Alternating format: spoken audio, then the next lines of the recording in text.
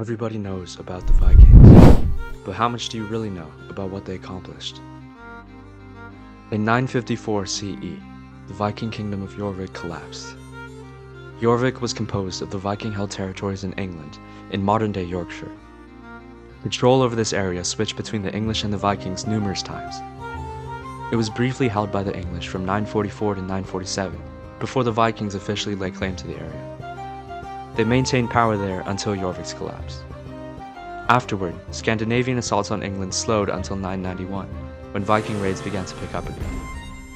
In response, the English monarch, Aethelred, paid out 10,000 pounds of silver to Vikings for them to stop raiding.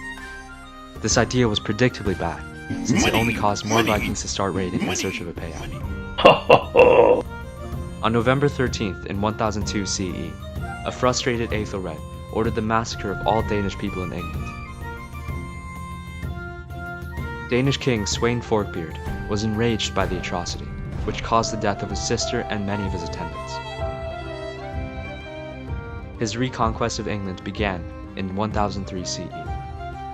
Sweyn's military might, coupled with the public's discontent with Aethelred for being an incompetent ruler, led to Sweyn being recognized as king by the English court in 1013, after years of disruptive conflict.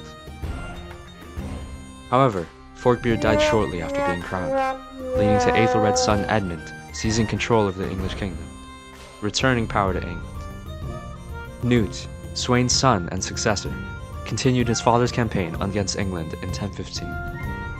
Knut's campaign began with a massive Danish force composed of 10,000 Danish troops. These troops crossed the North Sea in 200 longboats.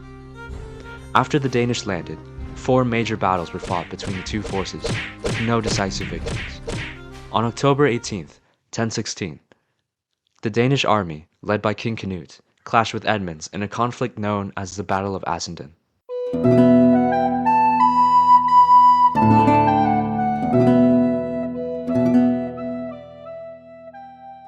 At the beginning of the battle, Edmund's army was larger in number than Canute's, and they had secured high ground atop a hill.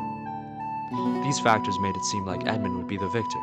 However, one of the English commanders, Eadric Striona, was in cahoots with Canute. Before the battle began, Eadric ordered his men to retreat.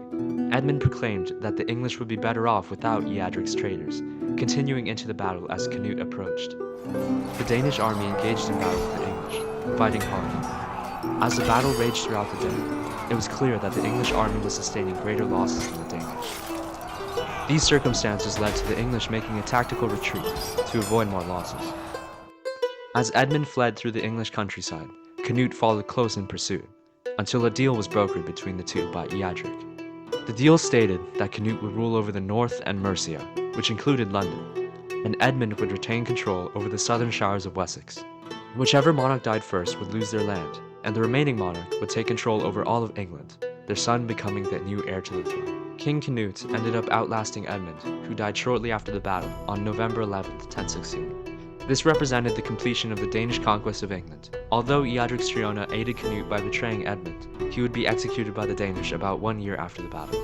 A devout Christian, Canute would go on to make many appeals to the locals' strong faith during his rule. After his crowning, he went to the tide and proclaimed, "You are subject to me, as the land on which I am sitting is mine, and no one has resisted my overlordship with impunity. I command you, therefore, not to rise on my land, nor to presume to wet the clothing or limbs of your master."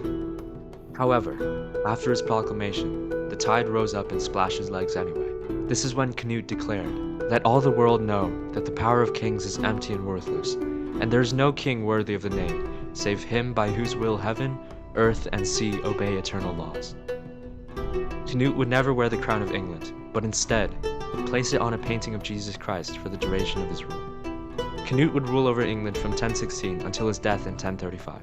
Canute inherited the Danish throne in 1018, creating a unified Danish empire that included both England and Danish territories. He took the Swedish throne in 1026 and the Norwegian throne in 1028 in further pursuit of territory. In 1031, Malcolm II of Scotland submitted to Canute, securing the Danish monarch's rule over all of Great Britain. Danish rule over this vast expanse of land would continue until 1066, when William the Conqueror began his conquest. The Danish takeover of the English Empire is commonly overshadowed by the subsequent Norman conquest led by William the Conqueror. However, it is still significant when considering the greater historical picture. One of the main reasons why William was able to claim England so effortlessly was because of Canute. Decentralized rule caused the internal monarchy of England to weaken, allowing William to storm in without much resistance. If the Danish had never incorporated England into their empire, the long-lasting cultural effects of the Norman conquest would never have occurred, such as the integration of thousands of French words into the English vocabulary and the introduction of new architecture.